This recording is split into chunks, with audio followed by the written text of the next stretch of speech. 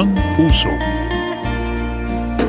Ang mga taong may galit, lagi silang nagngingit-ngit.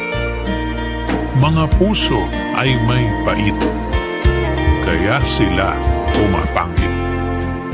Ang buhay mo ay ayusin at luha mo ay palisin. Mga galit ay alisin. Puso mo na ang gamitin. Puso ang nakadarama ng iyong mga dalamhati. Tumutulong ang iyong luha, mabawasan ang bighati. Tama o maling hinala, puso ang nagagambala. Unahin mong magtiwala ng buhay maging payapa. Ikaw ay nagpaubaya para siya ay sumaya.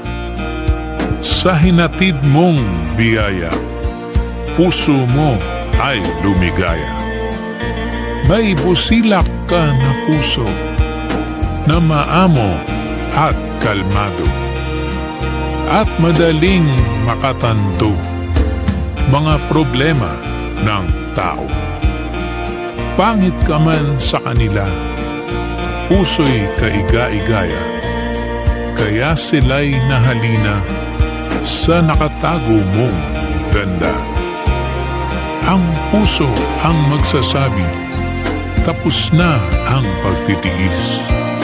Siya rin ang magpapawi, mga sakit mo't pinagpis.